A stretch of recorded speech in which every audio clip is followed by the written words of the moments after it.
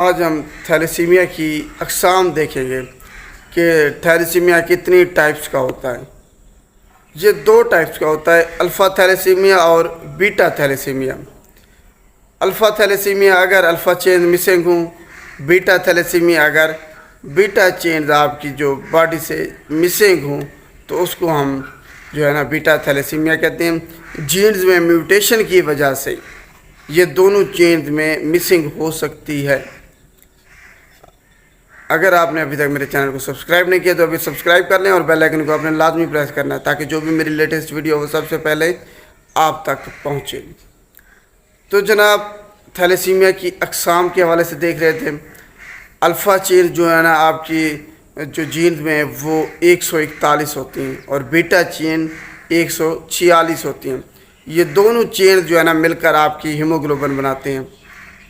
اگر ان چین میں کوئی میوٹیشن ہے، کوئی مسنگ ہو گئی ہے ان میں سے کوئی بھی چین، تو پھر آپ کو جو ہیموگلوبن ہے وہ کم مقدار میں بنے گی، آپ کو انیمیا ہوگا اور اس کو ہم تھیلیسیمیا کہتے ہیں۔ تو الفا تھیلیسیمیا اور بیٹا تھیلیسیمیا یہ دو اس کی ٹائپس ہیں، اقسام ہیں۔ پھر ان کی آگے فردر جو ہے نا اقسام ہیں، کیٹیگریز ہیں۔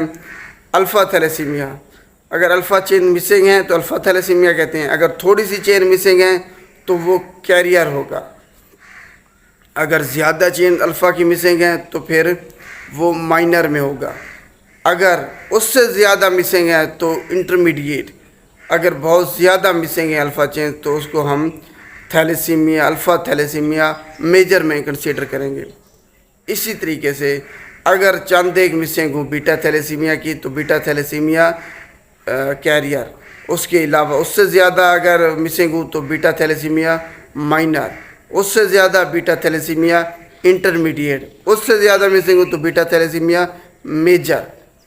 تو یہ چار اس کی آگے جو ہے نا فردر اقسام ہیں، کیریئر، مائنر، انٹرمیڈیٹ اور میجر۔ جو کیریئر والے ہیں وہ صرف جین جو میوٹیٹڈ ہے، جو فالسی جین ہے، فالٹی جینز ہے، اس کو صرف وہ کیری کرتے ہیں، وہ نارمل انسانوں کی طرح زندگی گزارتے ہیں، صحت مند ہوتے ہیں، ہیلدی ہوتے ہیں، جو کیریئر والے ہیں۔ جو مائنر والے ہیں ان میں تھیلیسیمیا جو فالٹی جینز ہیں وہ موجود ہوتے ہیں، لیکن وہ بھی عام انسانوں کی طرح نارمل زندگی گزارتے ہیں، ہیلدی پرسن ہوتے ہیں۔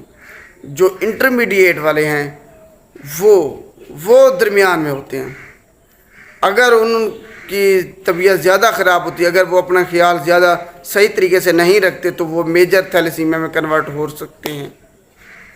تو یہ جو ہے نا 3 اقسام ہیں۔ اب میجر جو تھیلیسیمیا ہے اس میں وہ جو آپ کی ہیموگلوبن ہے وہ کبھی بھی نہیں بنتی، وہ ہیلدی پرسن نہیں ہوتے، ان کو علاج کی سخت ضرورت ہوتی ہے، ان بہت زیادہ انیمیا ہوتا ہے۔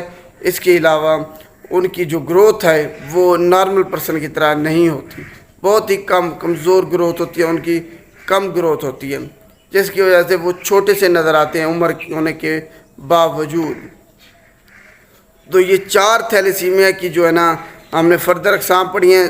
2 اس کی مین ٹائپس ہیں، الفا تھیلیسیمیا اور بیٹا تھیلیسیمیا۔ امید ہے آج آپ کو تھیلیسیمیا کی جو اقسام ہیں ان کے بارے میں سمجھ آ گئی ہوگی۔ اگر ویڈیو اچھی لگی تو اس کو لائک کیجیے گا اور شیئر بھی لازمی کیجیے گا۔ شکریہ۔